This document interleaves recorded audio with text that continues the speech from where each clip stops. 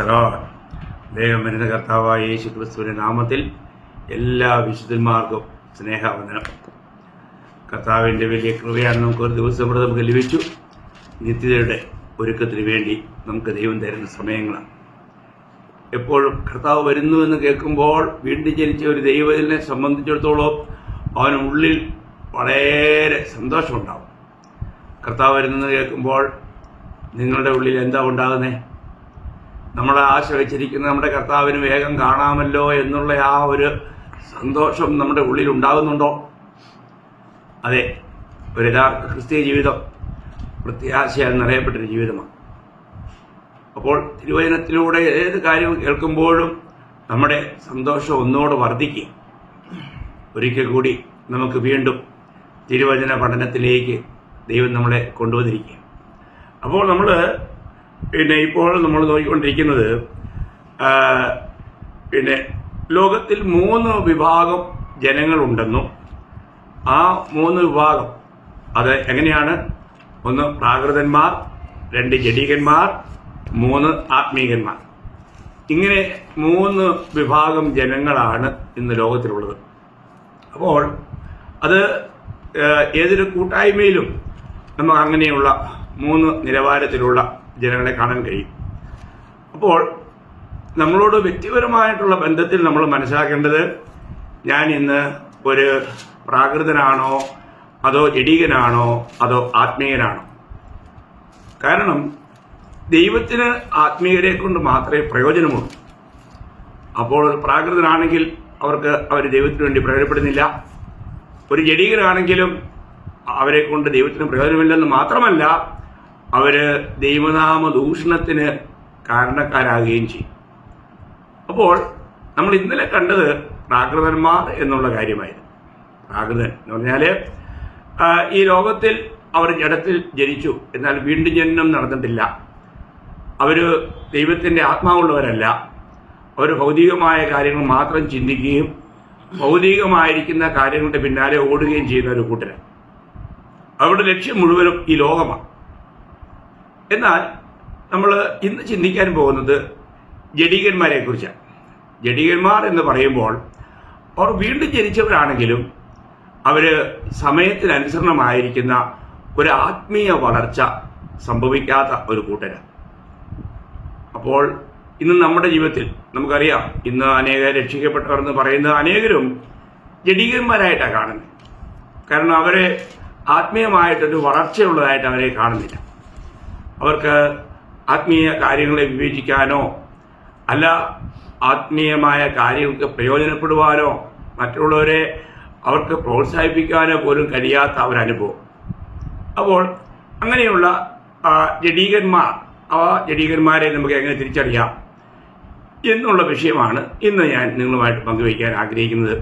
അതിന് ആധാരമായിട്ട് 1 കൊരിന്ത്യർ 3-ാം അധ്യായം 1 മുതൽ 4 വരെയുള്ള വാക്യം ഞാൻ ആദ്യം വായിക്കാം. 1 കൊരിന്ത്യർ 3-ാം അധ്യായം അതിന്റെ 1 മുതൽ 4 വരെയുള്ള വാക്യം. അപ്പോൾ ആ വായിക്കുന്നത് ഇങ്ങനെയാണ്: എന്നാൽ സഹോദരന്മാരെ, നിങ്ങളോട് എനിക്ക് ആത്മീയന്മാരോട് എന്ന പോലെ അല്ല, ജഡികന്മാരോട് എന്ന പോലെ, ക്രിസ്തുവിൽ ശിശുക്കളായവരോട് എന്ന പോലെ അത്രേ സംസാരിപ്പാൻ കഴിഞ്ഞുള്ളൂ. ഭക്ഷണമല്ല പാലത്രേ ഞാൻ നിങ്ങൾക്ക് തന്നത്. ഭക്ഷിപ്പാൻ നിങ്ങൾക്ക് കഴിവില്ലായിരുന്നു, ഇപ്പോഴും കഴിവായിട്ടില്ല എന്നും നിങ്ങൾ ജഡികന്മാരല്ലോ, ഇന്നും നിങ്ങൾ ജഡികന്മാരല്ലോ. നിങ്ങളുടെ ഇടയിൽ ഈർഷ്യവും പിണക്കവും ഇരിക്കെ നിങ്ങൾ ജഡികന്മാരും ശേഷം മനുഷ്യരെ പോലെ നടക്കുന്നവരുമല്ലയോ? ഒരുത്തൻ ഞാൻ പൗലോസിന്റെ പക്ഷക്കാരൻ ഞാൻ എന്നും മറ്റൊരുത്തൻ ഞാൻ അപ്പൊല്ലോസിന്റെ പക്ഷക്കാരൻ എന്നും പറയുമ്പോൾ നിങ്ങൾ സാധാരണ മനുഷ്യരല്ലയോ? അപ്പോൾ ഇവിടെ ജഡീകന്മാർ എന്നാണ് കൊരിന്ത് സഭയിലെ വിശ്വാസികളെ അപ്പോസ്തലനായ പൗലോസ് വിളിക്കുന്നത്. നമ്മൾ ചിന്തിക്കണം, അവർക്ക് ആത്മീയമായ ഘനതരമായ കാര്യങ്ങളെ അവർക്ക് മനസ്സിലാക്കുവാൻ കഴിവില്ല. അവർക്കെന്നും A for apple, B for ball. എത്ര വർഷമായി? 20 വയസ്സായി, 25 വയസ്സായി. ഇങ്ങനെ മാത്രം പഠിക്കുന്നൊരു അനുഭവം എന്ന് പറയുമ്പോൾ അതെത്ര ശൈശവത്വമാണ് എന്നുള്ളത് മനസ്സിലാക്കണം. അപ്പോൾ നമ്മൾ ക്രിസ്തുവിലായിക്കഴിഞ്ഞാൽ സമയാനുസൃതമായിരിക്കുന്ന ഒരു വളർച്ച നമുക്ക് ആവശ്യമാണ്. ഇവിടെ പൗലോസ് പറയുകയാണ്, ജഡികന്മാരോടെന്ന പോലെ ക്രിസ്തുവിൽ ശിശുക്കളായവരോടെന്ന പോലെ എത്രയേ സംസാരിപ്പാൻ കഴിഞ്ഞുള്ളൂ. ഇവിടെ നമ്മൾ വീണ്ടും ജനിച്ചു കഴിഞ്ഞാൽ നമുക്ക് സമയാനുസരണമായ വളർച്ചയില്ലെങ്കിൽ അത് എത്രയോ ദുഃഖകരമാണ്. അതേ ഒരു 14-ാം അധ്യായത്തിന്റെ 20-ാം വാക്യത്തിൽ പൗലോസ് അവരോട് പറയുന്നൊരു കാര്യം, സഹോദരന്മാരെ, ബുദ്ധിയിൽ കുഞ്ഞുങ്ങളാകരുത്. ശ്രദ്ധിക്കണേ, ബുദ്ധിയിൽ കുഞ്ഞുങ്ങളാകരുത്. തിന്മയ്ക്ക് ശിശുക്കൾ ആയിരിപ്പിൻ, ബുദ്ധിയിലോ മുതിർന്നവരാകുവീൻ. തിന്മയ്ക്ക് ശിശുക്കളായിരിക്കണം, എന്നാൽ ബുദ്ധിയിൽ നിങ്ങൾ മുതിർന്നവരായിരിക്കണം. അപ്പോൾ ഇവിടെ വളരെ ഗഹനമായ കാര്യങ്ങളാണ് ഇവിടെ പൗലോസ് അവരെ ഓർപ്പിക്കാൻ ആഗ്രഹിക്കുന്നത്. നമ്മുടെ ജീവിതത്തിൽ, നമ്മുടെ ആത്മീയ ജീവിതം നമ്മൾ പരിശോധിക്കുമ്പോൾ നമ്മൾ എവിടെ നിൽക്കുന്നു എന്ന് നമ്മൾ ചിന്തിക്കണം. ഇന്നും നമുക്ക് ഗഹനമായിരിക്കുന്ന കാര്യങ്ങളെ മനസ്സിലാക്കുവാനായിട്ട് കഴിയുന്നുണ്ടോ? നമ്മൾ അങ്ങനെയുള്ള കാര്യങ്ങൾ മനസ്സിലാക്കി ഒരു പ്രാപ്തിയുള്ളവരായി കർത്താവിന് വേണ്ടി പ്രയോജനപ്പെടുന്ന ഒരു അനുഭവത്തിലേക്ക് വളരുവാൻ നമുക്ക് കഴിയുന്നുണ്ടോ? ഇവിടെ ആ വളർച്ച ഇല്ലെന്നുള്ളതിന്റെ തെളിവായിട്ട് പൗലോസ് പറയുന്ന കാര്യങ്ങൾ എന്താണെന്ന് അറിയാമോ? അതിന്റെ 3-4 വാക്യം, നിങ്ങളുടെ ഇടയിൽ ഈർഷ്യവും പിണക്കവും ഇരിക്കെ നിങ്ങൾ ജഡികന്മാരും ശേഷം മനുഷ്യരെ പോലെ നടക്കുന്നവരുമല്ലയോ? അപ്പോൾ ഇവര് രക്ഷിക്കപ്പെട്ടവരാണെങ്കിലും ഇപ്പോഴും എന്തുണ്ട്? ഈർഷ്യവും പിണക്കവുമുണ്ട്. പകവെച്ചുകൊണ്ട് കിടക്കുക. ഒരുത്തിന് മറ്റൊരുത്തിനെ കൈക്കൊള്ളാൻ കഴിയുന്നില്ല.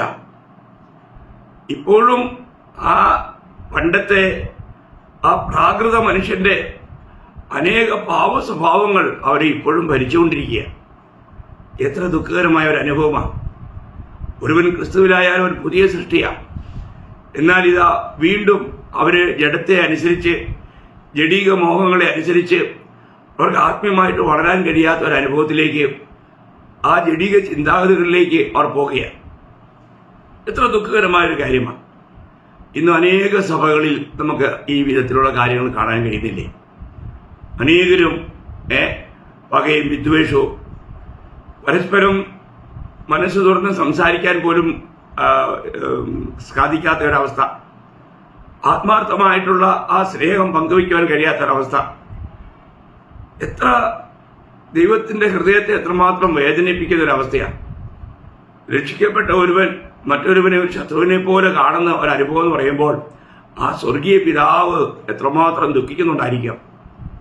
അല്ലെ, ഒരു കുടുംബത്തിൽ മക്കൾ തമ്മിൽ പരസ്പരം അങ്ങോട്ടും ഇങ്ങോട്ടും തലതല്ലുകയാണെങ്കിൽ ആ മാതാപിതാക്കൾക്ക് എന്ത് ദുഃഖമായിരിക്കും. നമ്മൾ ചിന്തിക്കണം പ്രിയമുള്ളവരെ. നമ്മുടെ ജീവിതത്തിൽ ഇങ്ങനെയുള്ള അനുഭവങ്ങൾ നമുക്കുണ്ടോ? നമുക്ക് പരസ്പരം മറ്റൊരു രക്ഷിക്കപ്പെട്ട ഒരു വ്യക്തിയിൽ ക്രിസ്തുവിനെ കാണുവാൻ കഴിയുന്നുണ്ടോ? നാം എല്ലാവരിലും ക്രിസ്തു അത്രയും നാം എല്ലാവരിലും എന്ന് നമ്മൾ കഴിഞ്ഞ ദിവസം കൊളോസർ 3:11 ഗലാത്യർ 3:28 ഒക്കെ നമ്മൾ വായിക്കുകയുണ്ടായി. ഞാനത് വീണ്ടും എടുത്ത് വായിപ്പിക്കുന്നില്ല. ഒരു കാര്യം മനസ്സിലാക്കുക, രക്ഷിക്കപ്പെട്ട ഒരുവനിൽ ക്രിസ്തു കാണപ്പെടണം. നമ്മൾ ക്രിസ്തുവിൻ പത്രമായി, ക്രിസ്തുവിന്റെ ജ്ഞാനത്തിന്റെ സുഗന്ധം വരുത്തുന്നവരായി നാം കാണപ്പെടണം. ഒരിക്കലും നമ്മൾ ശത്രുവിനെ സന്തോഷിപ്പിക്കുവാൻ പാടില്ല. എന്നാൽ ഇവിടെ അനേകരുടെ അവസ്ഥ അങ്ങനെയുള്ള ഒരു അവസ്ഥയായിട്ട് ഈ കൊരിന്ത് സഭയെക്കുറിച്ച് പൗലോസ് പറയുകയുണ്ടായി. ഇവര് കർത്താവിന്റെ വരവിനെ നോക്കി പാർത്തിരിക്കുന്ന ജനമാ. പക്ഷെ അവരുടെ ഉള്ളം, അവർക്ക് ഇപ്പോഴും പരസ്പരം ഒരു ഐക്യതയില്ല, ഒരു യഥാർത്ഥ സമാധാനം അവർക്കില്ല. എത്ര ദുഃഖകരമായ അവസ്ഥ. എന്നിട്ട് എന്റെ 4-ാം വാക്യം അതിശ്രദ്ധേയമാണ്. ഇന്ന് പൊതുവെ നമ്മൾ കാണുന്ന ഒരു വലിയ കാര്യമാണ്. ഒരുത്തൻ ഞാൻ പൗലോസിന്റെ പക്ഷക്കാരനെന്നും മറ്റൊരുത്തൻ ഞാൻ അപ്പൊല്ലോസിന്റെ പക്ഷക്കാരനെന്നും പറയുമ്പോൾ നിങ്ങൾ സാധാരണ മനുഷ്യരല്ലയോ? കണ്ടോ, നിങ്ങൾ സാധാരണ മനുഷ്യരല്ലയോ? ഇന്ന് നമ്മുടെ ആത്മീയ കോളത്തിലേക്ക് നമ്മളൊന്ന് ശ്രദ്ധിച്ച് നോക്കിയേ. ഈ ഒരു അനുഭവമല്ലേ നമ്മൾ കാണുന്നേ? അത് ഈ ലേഖനത്തിന്റെ ആരംഭത്തിൽ അതിന്റെ 12-ാം വാക്യം വായിക്കുമ്പോൾ ഒന്നും കൂടെ ആ കാര്യം വിശുദ്ധമായിട്ട് പൗലോസിനെ പറയുന്നുണ്ട്. 1:12 വാക്യം ഞാൻ വായിക്കാം. നിങ്ങൾ ഓരോരുത്തർ, ഞാൻ പൗലോസിന്റെ പക്ഷക്കാരൻ, ഞാൻ അപ്പോലോസിന്റെ പക്ഷക്കാരൻ, ഞാൻ കേഫാവിന്റെ പക്ഷക്കാരൻ, ഞാൻ ക്രിസ്തുവിന്റെ പക്ഷക്കാരൻ എന്നിങ്ങനെ പറയുന്നുവോൻ. നോക്കണേ, എത്ര ദുഃഖകരമാണ്. പക്ഷം പിടിക്കുക എന്ന് പറഞ്ഞാല് കർത്താവിന്റെ ആ വലിയ പദ്ധതിയെ തകർക്കുന്ന ഒരു വല്ലാത്ത ജഡീകത, പക്ഷം പിടുത്തം. ഞാൻ ഇന്നവന്റെ പക്ഷക്കാരനാണ്. നമുക്കറിയാം, ഇന്ന് നാട്ടിലൊക്കെ ചെന്ന് കഴിഞ്ഞാൽ അടുത്തടുത്ത് കൂട്ടായ്മകളാണ്, എല്ലാവർക്കും ഒരേ ഉപദേശം. ഞാൻ ഒരിക്കൽ ചെന്നൈയിൽ എൻ്റെ ഒരു സ്നേഹിതന്റെ അടുക്കൽ പോയപ്പോൾ അദ്ദേഹം പറഞ്ഞു, ഇവിടെ ഈ ചുറ്റുവട്ടത്തിൽ മാത്രമായിട്ട് ഏകദേശം ഒരു 150 സഭകളുണ്ട്. 150 സഭ. എല്ലാ പെന്തക്കോസ്ത് സഭകളാണ്. എല്ലാവരുടെ ഉപദേശം ഒന്നാ, പക്ഷെ പരസ്പരം ഒരിക്കലും അവർ ചേരത്തില്ല. 8-10 സഭ അവരുടെ സഭകളുടെ മുമ്പിലൂടെ അവരുടെ അങ്ങോട്ട് പോകും. എന്താ കാര്യം? ചേരത്തില്ല, ഐക്യതയില്ല, ഒരേ ഉപദേശം. നോക്കണേ, ഈ പക്ഷം പിടുത്തൽ ഒരു ദൈവഹൃദയത്തിന് എന്തുമാത്രം വേദന ഉണ്ടായിരിക്കും. ഇങ്ങനെയുള്ള ഭക്തിയിലൂടെ അവർ ആരെയാണ് പ്രസാദിപ്പിക്കുന്നത്? ഞാൻ റാന്നി ഭാഗത്ത് ഇതുപോലെ നമ്മുടെ ഒരു പ്രിയപ്പെട്ട അച്ചായന്റെ വീട്ടിൽ പോയപ്പോൾ ആ വീടിന്റെ 4 കോണിലും 4 സഭ, എന്തൊക്കെ സഭകളാ. ഒന്ന് ഷാരോൻ, ഒന്ന് ന്യൂ ഇന്ത്യ, ഒന്ന് ചർച്ച് ഓഫ് ഗോഡ്, ഒന്ന് IPC. നോക്ക്, എല്ലാം ഒരേ ഉപദേശം പിടിച്ചിരിക്കുന്നുണ്ട്. പക്ഷേ പരസ്പരം അങ്ങോട്ടും ഇങ്ങോട്ടും, ഇവിടെ പ്രസംഗിക്കുന്നത് അവിടെ കേൾക്കാം, അവിടെ പ്രസംഗിക്കുന്നത് ഇവിടെ കേൾക്കാം, ഇവിടെ പാടുന്നത് അവിടെ കേൾക്കാം, പരസ്പരം എല്ലാവർക്കും പരസ്പരം കേൾക്കാം. എന്തുമാത്രം ദൈവത്തെ ദുഷിക്കുന്ന, നിന്ദിക്കുന്ന അനുഭവങ്ങളാണ് പറ. നമ്മൾ ചിന്തിക്കണം, അങ്ങനെയുള്ളവരിലൂടെ എങ്ങനെ ദൈവനാമം മഹത്വപ്പെടും? ആ ദേശത്ത് എത്രമാത്രം ദൈവനാമം ദുഷിക്കപ്പെടുകയാണ്. അപ്പോൾ ഇവിടെ എന്നിട്ട് പൗലോസ് ചോദിക്കുന്ന 3 ചോദ്യങ്ങളുണ്ട്. അതാണ് പ്രാധാന്യം. അതേ 1 കൊരിന്ത്യർ 1-ാം അധ്യായത്തിന്റെ 13-ാം വാക്യം. അവിടെ വളരെ ഘനതരമായ 3 ചോദ്യങ്ങളാണ് പൗലോസ് ഉന്നയിക്കുന്നത്. ഇങ്ങനെയാണ്: ക്രിസ്തു വിവാഹിക്കപ്പെട്ടിരിക്കുന്നുവോ? പൗലോസ് നിങ്ങൾക്ക് വേണ്ടി ക്രൂശിക്കപ്പെട്ടുവോ? അല്ല, പൗലോസിന്റെ നാമത്തിൽ നിങ്ങൾ സ്നാനമേറ്റുവോ? 3 ചോദ്യമാണ്. ക്രിസ്തു വിഭാജിക്കപ്പെട്ടിരിക്കുന്നുവോ? നിങ്ങൾക്ക് വേണ്ടി ക്രൂശിൽ മരിച്ചത് പൗലോസാണോ പൗലോസിന്റെ പക്ഷക്കാരെന്ന് പറയാൻ? നോക്കണം. അപ്പോൾ എന്നിട്ട് ചോദിക്കുകയാണ്, പൗലോസിന്റെ നാമത്തിൽ നിങ്ങൾക്ക് ഞാൻ സ്നാനം തന്നോ? പ്രിയമുള്ളവരെ, ഇതിനെല്ലാം നമ്മൾ ഉത്തരം കണ്ടെത്തണ്ടേ? ഇന്ന് ചെയ്തു കൂട്ടുന്ന ഈ കാര്യങ്ങൾ ഇതെങ്ങനെ ദൈവത്തിന്റെ ദൈവഹൃദയത്തിന് സഹിക്കാൻ കഴിയും? അതാ നമ്മൾ പഠിക്കണ്ടേ. നമ്മൾ ഏതെങ്കിലും നിലയിൽ നമ്മൾ ഭക്തി ചെയ്തിട്ട് ഈ ലോകയാത്ര കഴിഞ്ഞ് ഇവിടുന്ന് പോകുമ്പോൾ എങ്ങോട്ടാ പോകുന്നേ? നമുക്ക് യഥാർത്ഥമായും കർത്താവിലുള്ള ആ പ്രത്യാശ ഇന്ന് അതുകൊണ്ട് തന്നെ എന്തില്ല, ഈ ചെറിയ ഞാൻ അവിടെ അന്വേഷിച്ചപ്പോഴത്തേക്കും ഓരോ കൂട്ടായ്മയിലും പാസ്റ്ററും കുടുംബവും പിന്നെ 1-2 കുടുംബമുണ്ട്. ഒരു സ്ഥലത്ത് പാസ്റ്റർ കുടുംബം, ഒരു കുടുംബം മാത്രമേ ഉള്ളൂ. എത്ര ദുഃഖകരമാ പ്രിയമുള്ളവരെ, എത്ര ദുഃഖകരമാണ്, എത്ര വേദനാജനകമാണ്. അപ്പോൾ നമുക്ക് പരസ്പരം ഐക്യപ്പെടാൻ കഴിയുന്നില്ല. അതുകൊണ്ട് എന്തില്ല, ആ ദേശത്തുള്ള സുവിശേഷ പ്രവർത്തനങ്ങളിൽ ഒരു ഫലവും കാണുന്നില്ല, സാക്ഷ്യമില്ല. അങ്ങനെയാണോ ദൈവമക്കൾ ചെയ്യേണ്ടത്? എവിടെ ചെന്നാലും ശത്രുവിന്റെ പ്രവർത്തികൾ ഏതെങ്കിലും നിലയിൽ സുവിശേഷ പ്രവർത്തനങ്ങൾ ശരിയായിട്ട് ഫലിക്കാതിരിക്കുവാൻ അവനിങ്ങനെയുള്ള കാര്യങ്ങൾ ചെയ്തു കൂട്ടും. നമ്മുടെ സാക്ഷ്യങ്ങളെല്ലാം നഷ്ടപ്പെടുത്തും. എത്ര ഭയങ്കരമായിരിക്കുന്ന ഒരു അനുഭവമാണ് നമ്മുടെ ജീവിതത്തിൽ. നമ്മൾ ചിന്തിക്കണം, ഇന്ന് ഞാൻ ഏതെങ്കിലും ഒരു സംഘടനയുടെ വക്താവാണോ? പ്രിയമുള്ളവരെ, ദൈവസഭ എന്നുള്ളത് ഒരു സംഘടനയല്ല, അതൊരു മതമല്ല. അതൊരു ജീവൽ പ്രസ്ഥാനമാണ്. അത് ദൈവിക ജീവൻ ഉൾക്കൊള്ളുന്ന ക്രിസ്തുവാകുന്ന തലയുമായി ബന്ധപ്പെട്ട് സ്വർഗീയ ആലോചനയ്ക്ക് കീഴ്പ്പെട്ട് ജീവിക്കുന്ന ഒരു കൂട്ടമാണ്. അപ്പോൾ ഇത് നമ്മുടെ അവസ്ഥ എവിടെയാണ്? അതാണ് നമ്മൾ തിരിച്ചറിയേണ്ടത്. തിരുവചനം നമ്മുടെ ജീവിതത്തിൽ ക്രിയ ചെയ്യണമെങ്കിൽ നമുക്ക് യഥാർത്ഥമായിരിക്കുന്ന ദൈവത്തോടുള്ള ഭയവും ഭക്തിയും ഉണ്ടായിരിക്കണം. ഈ വചനങ്ങളെ അതുപോലെ നമുക്ക് കൈക്കൊള്ളാൻ കഴിയണം. നമുക്കറിയാം, കൊർന്നല്യോസിന്റെ ഭവനത്തിലേക്ക് പത്രോസ് കടന്നു ചെന്നപ്പോൾ പത്രോസോട് എന്താ പറഞ്ഞത്? പത്രോസിനോട് കൊർന്നല്യോസ് എന്താ പറഞ്ഞേ? നമ്മൾ അപ്പോസ്തല പ്രവൃത്തി അതിന്റെ 10-ാം അധ്യായം, അതിന്റെ 10-ാം അധ്യായത്തിന്റെ 33-ാം വാക്യം. പത്രോസിനോട് കൊർന്നല്യോസ് പറയുന്നതാണ്, നീ വന്നത് ഉപകാരം. കർത്താവ് നിന്നോട് കൽപ്പിച്ചതൊക്കെയും കേൾപ്പാൻ ഞങ്ങളെല്ലാവരും ഇവിടെ ദൈവത്തിന്റെ മുൻപാകെ കൂടിയിരിക്കുന്നു എന്ന് പറഞ്ഞു. ഉണ്ടോ? യഥാർത്ഥത്തിൽ ദൈവസന്നിധിയിലായിരിക്കുന്നു എന്നുള്ള ആ ഒരു ബോധം നമ്മൾ ചിന്തിക്കണം. ഒരു അന്യജാതിക്കാരനായ മനുഷ്യനായി കൊർന്നല്യോസ്. കൊർന്നല്യോസിനെ കുറിച്ച് അതിന്റെ 10-ാം അധ്യായത്തിന്റെ 1-2 വാക്യങ്ങൾ വായിക്കുമ്പോൾ, കൈസരിയായിൽ ഇത്താലിക്ക എന്ന പട്ടാളത്തിൽ കൊർന്നല്യോസ് എന്ന് പേരുള്ളൊരു ശതാധിപനുണ്ടായിരുന്നു. അവൻ ഭക്തൻ. നോക്കണം, അന്യജാതിക്കാരനാ. അവനെക്കുറിച്ച് വചനം പറയുകയാണ്, അവൻ ഭക്തൻ, തന്റെ സകല ഗ്രഹത്തോടും കൂടെ ദൈവത്തെ ഭയപ്പെടുന്നവൻ, ജനത്തിന് വളരെ ധർമ്മം കൊടുത്തവൻ, പിന്നെയോ ദൈവത്തോട് പ്രാർത്ഥന കഴിച്ചു പോന്നവൻ. ഉണ്ടോ? എത്ര നല്ല ഗുണങ്ങളാ ഒരു അന്യജാതിക്കാരനായ ആ വ്യക്തിയെക്കുറിച്ച് പറഞ്ഞിരിക്കുന്നത്. നമ്മൾ ചിന്തിക്കണം.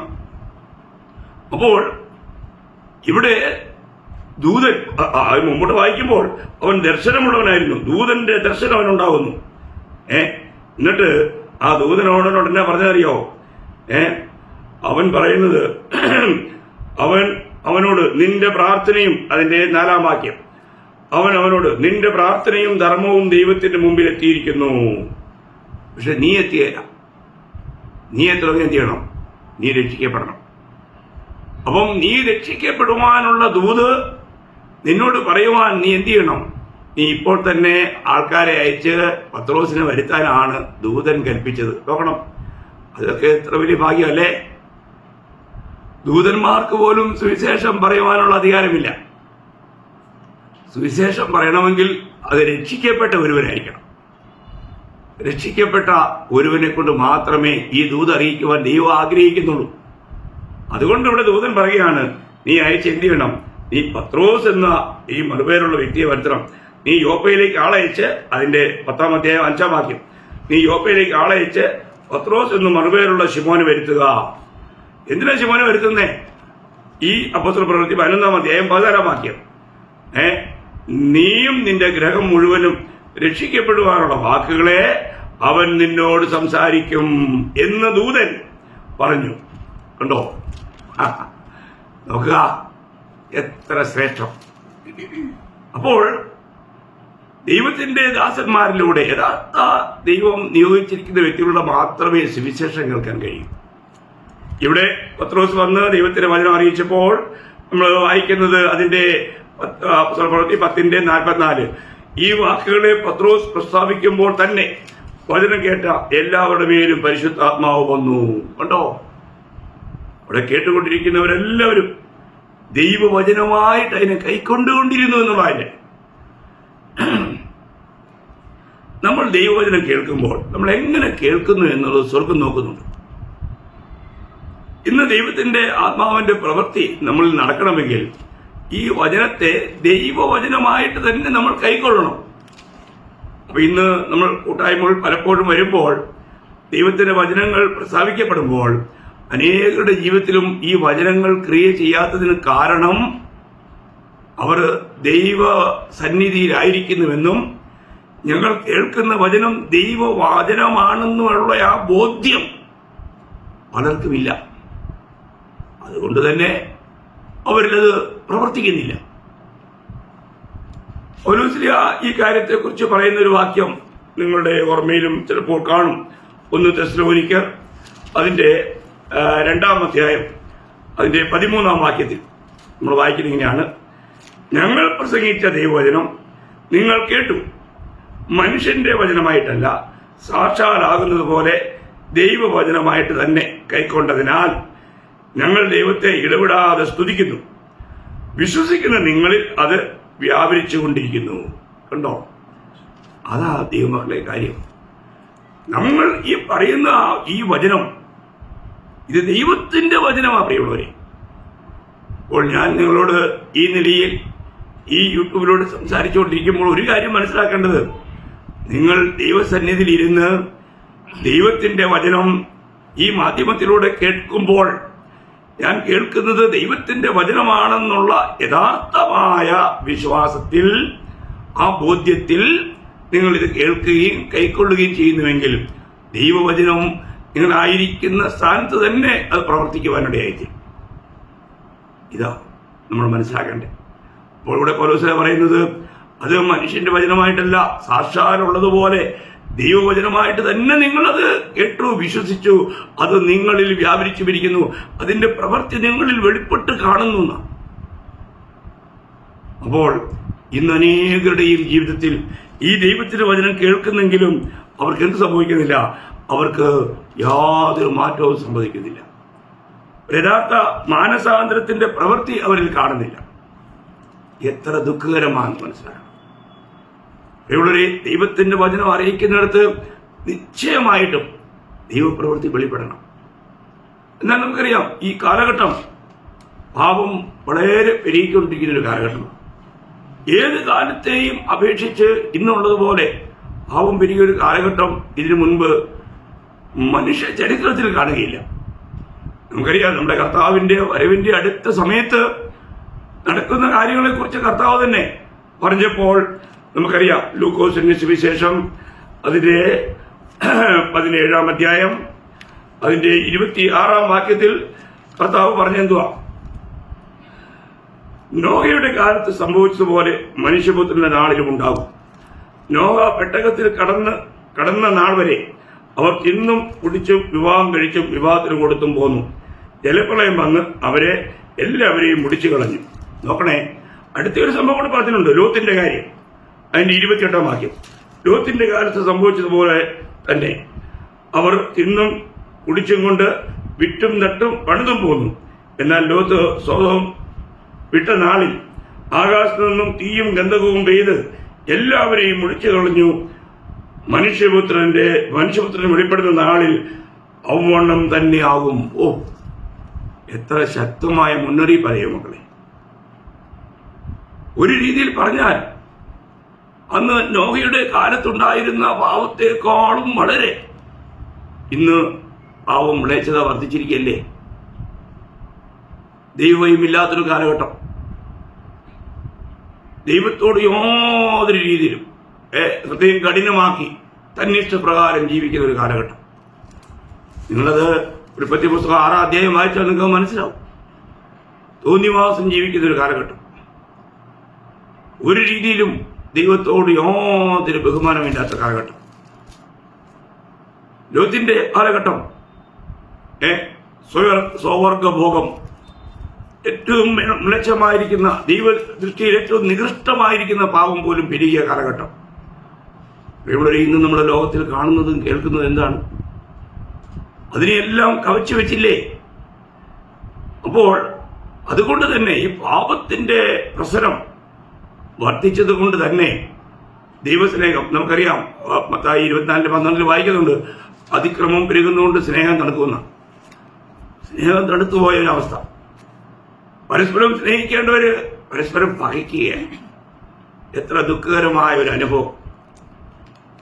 സ്നേഹത്തെ മനസ്സിലാക്കാൻ കഴിയാത്ത ഒരു കാലഘട്ടം, അതല്ലേ ഇന്നത്തെ കാലഘട്ടം.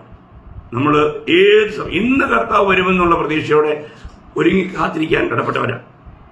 അപ്പോൾ ഇവിടെ വിഷയം, നമുക്ക് നമ്മുടെ ജീവിതത്തിൽ ആത്മീയമായിട്ട് വളരാൻ കഴിയാത്തതിന് കാരണം ഇടർച്ചകളാണ്. അതുകൊണ്ട് തന്നെ ആയിരിക്കാം ഗലാത്യ ലേഖനം 5-ാം അധ്യായത്തിൽ പൗലോസ് ഗലാത്യ സഭയോട് പറയുമ്പോൾ പറയുന്നൊരു കാര്യമുണ്ട്. ഗലാത്യർ 5:10, നിങ്ങൾക്ക് ഭിന്ന അഭിപ്രായങ്ങൾ ഉണ്ടാകില്ല എന്ന് ഞാൻ കർത്താവിൽ ഉറച്ചിരിക്കുന്നു. എന്നാൽ നിങ്ങളെ കലക്കുന്നവൻ ആരായാലും ശിക്ഷാവിധി ചുമക്കും. കണ്ടോ? അപ്പോൾ അനേകരുടെ ജീവിതത്തിൽ ഇങ്ങനെയുള്ള കലക്കങ്ങൾ, ചിലർക്ക് നേതാവാകണം, അതൊക്കെയാണ് ഒരു വലിയ വിഷയം. അതുകൊണ്ട് അവര് സഭയെ പിളർത്തുകയാണ്. ഏതെങ്കിലും ചെറിയ കാര്യങ്ങളിൽ അഭിപ്രായ ഭിന്നതകൾ കൊണ്ടുവന്നുകൊണ്ട് സഭയെ കീറി മുറിച്ച് അവർ മറ്റൊരു സഭ ഉണ്ടാക്കണം എന്നുള്ള ലക്ഷ്യമാണ്. അവർക്ക് ഒരു നേതാവാകണം. ഈ ഒരു ചിന്താഗതി അനേകരെ ഇത് ബാധിക്കുന്നു. അനുഗ്രഹിക്കപ്പെട്ട നല്ല കൂട്ടായ്മകളെ തകർക്കുവാനായിട്ട് ചിലരെ ശത്രു കയ്യിലെടുക്കും. അവരെക്കുറിച്ച് ദേവദാസോടെ പറഞ്ഞിരിക്കുന്നത്,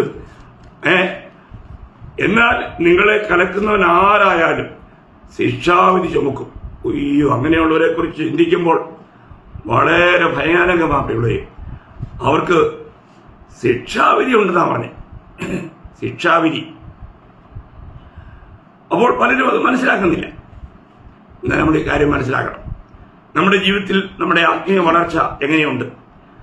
ഞാൻ ഇന്ന് ക്രിസ്തുവിലായി ഇത്ര വർഷങ്ങളായി, എന്നാൽ എനിക്ക് യഥാർത്ഥമായിട്ടും മറ്റുള്ളവരെയും ആത്മാവിൽ പ്രോത്സാഹിപ്പിച്ച് ക്രിസ്തുവിൽ അവരെ പ്രോത്സാഹിപ്പിച്ച് നടത്തുവാൻ, ക്രിസ്തുവിൽ തികഞ്ഞവരാക്കി തീർക്കുവാൻ എനിക്ക് കഴിയുന്നുണ്ടോ? നമ്മുടെ രക്ഷിക്കപ്പെട്ട നാൾ മുതലുള്ള കാലഘട്ടം നമ്മൾ എണ്ണണം. അതിനനുസരണമായൊരു വളർച്ച എന്നിലുണ്ടോ എന്ന് നമ്മൾ പരിശോധിക്കണം. എബ്രായ വിശ്വാസികളെ കുറിച്ച് പറയുമ്പോഴും പൗലോസ് ഈ കാര്യം പറയുന്നത് എബ്രായ ലേഖനത്തിൽ നമുക്ക് കാണാൻ കഴിയും. എബ്രായ ലേഖനം 5-ാം അധ്യായം അതിന്റെ 12 മുതൽ 14 വരെ വായിക്കുമ്പോൾ, കാലം നോക്കിയാൽ ഇപ്പോൾ ഉപദേഷ്ടാക്കന്മാർ ആയിരിക്കേണ്ട നിങ്ങൾ ദൈവത്തിന്റെ അരുളപ്പാടുകളുടെ ആദ്യ പാഠങ്ങളെ തന്നെ വീണ്ടും ഉപദേശിച്ചു തരുവാൻ ആവശ്യമായിരിക്കുന്നു. കട്ടിയായുള്ള ആഹാരമല്ല, പാലത്രേ നിങ്ങൾക്ക് ആവശ്യമെന്ന് വന്നിരിക്കുന്നു. പാൽ കുടിക്കുന്നവനെല്ലാം നീതിയുടെ വചനത്തിൽ പരിചയമില്ലാത്തവനത്രേ, അവൻ ശിശുവല്ലോ. കട്ടിയായുള്ള ആഹാരം നന്മതിന്മകളെ തിരിച്ചറിയുവാൻ തുടക്കത്തിൽ അഭ്യസിച്ച ഇന്ദ്രിയങ്ങളുള്ളവരായി പ്രായം തികഞ്ഞവർക്കേ പറ്റുകയുള്ളൂ. അപ്പോൾ ഇവിടെ പൗലോസ് വളരെ വ്യക്തമായും പറയുന്ന കാര്യം, പൗലോസ് എഴുതിയിരിക്കുന്ന ഞാൻ ചിന്തിക്കുന്നത് എബ്രായ ലേഖനം പല അഭിപ്രായമുണ്ട്, നമ്മളിപ്പോൾ അങ്ങോട്ട് പോകുന്നില്ല. എങ്കിലും ഈ ലേഖനകർത്താവ് എബ്രായ വിശ്വാസികളെ കുറിച്ചും പറയുന്നത്, നിങ്ങളിപ്പോൾ ഉപദേഷ്ടാക്കന്മാരായിരിക്കേണ്ടവരാണ്, എന്നാൽ ഇപ്പോഴും നിങ്ങൾക്ക് ശിശുക്കൾ എന്ന പോലെ ആദ്യ പാഠങ്ങൾ തന്നെ ഉപദേശിച്ചുകൊണ്ട് നിങ്ങളെ നടത്തേണ്ട ഒരു അനുഭവം, ഒരു വളരെ ദയനീയമായ അവസ്ഥ. എത്ര ദുഃഖകരമാണ്. ദൈവമക്കളെ, ഇന്ന് നമ്മുടെ ആത്മീയാവസ്ഥ എങ്ങനെയുണ്ട് എന്ന് പരിശോധിക്കുന്നത് എത്ര നല്ലതായിരിക്കും. എനിക്ക് ക്രിസ്തുവിലായി ഞാൻ ഇത്ര വർഷമായി, അതിനനുസരണമായിട്ട് എനിക്ക് കർത്താവിന് വളരാൻ കഴിയുന്നുണ്ടോ? ഒരു നല്ല ശരിയായ ദൈവസഭയാണെങ്കിൽ അവരൊരു 2 അല്ലെങ്കിൽ 3 വർഷം കൊണ്ട് രക്ഷിക്കപ്പെട്ട ഒരു ദൈവത്തിലെ ഉപദേഷ്ടാവായി തീരണം. ആ നിലയിൽ ഉപദേശിക്കുവാൻ സമർത്ഥരായി മാറണം. അങ്ങനെ ഒരു ശിക്ഷണക്രമം ദൈവസഭയിലുണ്ട്. അതുകൊണ്ട് എല്ലാ ദൈവമക്കളും, ഈ കാര്യം കേൾക്കുന്ന എല്ലാവരോടും എനിക്ക് പറയാനുള്ളത്, നമ്മുടെ ആത്മീയ അവസ്ഥയെ നമ്മൾ പരിശോധിക്കുന്നത് വളരെ നല്ലതായിരിക്കും. അപ്പോൾ ഇവിടെ ഈ ശിശുക്കൾ, അതുകൊണ്ട് അവരുടെ മധ്യത്തിലെ പ്രശ്നം എന്നാണെന്നറിയാമോ? ഇവർക്ക് ആത്മീയമായി വളരാൻ കഴിയാത്തതുകൊണ്ട്, ഇവർക്ക് ഈ അറിവ് ശരിക്കും ലഭിക്കാത്തതുകൊണ്ട് അവരുടെ അവസ്ഥ, നമ്മൾ യാക്കോബിന്റെ ലേഖനം 3-ാം അധ്യായം അതിന്റെ 14 മുതൽ 16 വരെ യാക്കോബ് പറയുന്നുണ്ട്. എന്നാൽ നിങ്ങൾക്ക് ഹൃദയത്തിൽ കയ്പുള്ള ഈശയും ശാഠ്യവും ഉണ്ടെങ്കിൽ സത്യത്തിന് വിരോധമായി പ്രശംസിക്കുകയും ഭോഷ്ക് പറയുകയും അരുത്. ഇത് ഉയർന്നു വരുന്ന ജ്ഞാനമല്ല, ഭൗമികവും പ്രാകൃതവും പൈശാചികവും ആയതത്രേ. ഈർഷ്യവും ശണ്ടയും ഉള്ളിടത്ത് കലക്കവും സകല ദുഷ്പ്രവൃത്തിയുമുണ്ട്. അപ്പോൾ നോക്കണം. അപ്പോൾ ഇവര് ക്രിസ്തുവിലായെങ്കിലും ആ സ്വർഗീയ ജ്ഞാനത്തിലുള്ള വളർച്ചയുടെ അഭാവം അവരെ എത്രമാത്രം ബാധിച്ചു എന്ന് നോക്കുക. എത്ര ദുഃഖകരമായിരിക്കുന്ന ഒരു അവസ്ഥയാണ്. ചിന്തിക്കണം ദൈവമക്കളെ, വളരെ ഗഹനമായിട്ട് ചിന്തിക്കണം. ഇന്ന് നമ്മൾ കൂടി വരുന്ന കൂട്ടായ്മകളിൽ ഇങ്ങനെയുള്ള കാര്യങ്ങൾ നമ്മുടെ ഹൃദയത്തിലുണ്ടോ, മറ്റുള്ളവരുമായിട്ടുള്ള നമ്മുടെ സ്നേഹബന്ധം എങ്ങനെയുണ്ട്? നമുക്ക് യഥാർത്ഥമായിട്ടും ആത്മീയമായിട്ടും വളരാൻ കഴിയുന്നുണ്ടോ? കർത്താവ് നമ്മളിലൂടെ മഹത്വം എടുക്കുന്നുണ്ടോ? അപ്പോൾ ഇങ്ങനെ നമുക്ക് ആത്മാർത്ഥമായി ശുദ്ധ വിവേകത്തോടുകൂടി നല്ല മനസാക്ഷിയോടുകൂടി കർത്താവിനെ സേവിക്കുവാനും ആരാധിക്കാനും കഴിയുന്നില്ല എങ്കിൽ അതൊരു ജഡീകാവസ്ഥയാണ്.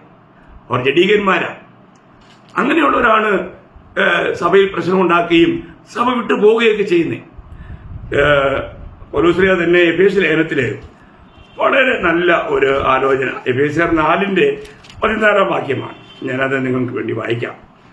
അങ്ങനെ നാം ഇനി മനുഷ്യരുടെ ചതിയാലും ഉപായത്താലും തെറ്റിച്ചു കളയുന്ന തന്ത്രങ്ങളിൽ കുടുങ്ങി പോകുവാൻ തക്കവണ്ണം ഉപദേശത്തിന്റെ ഓരോ കാറ്റിനാൽ അലഞ്ഞുഴലുന്ന ശിശുക്കളായിരിക്കാതെ, കണ്ടോ, നിങ്ങൾ ഇനിയും ശിശുക്കളായിരിക്കരുത്.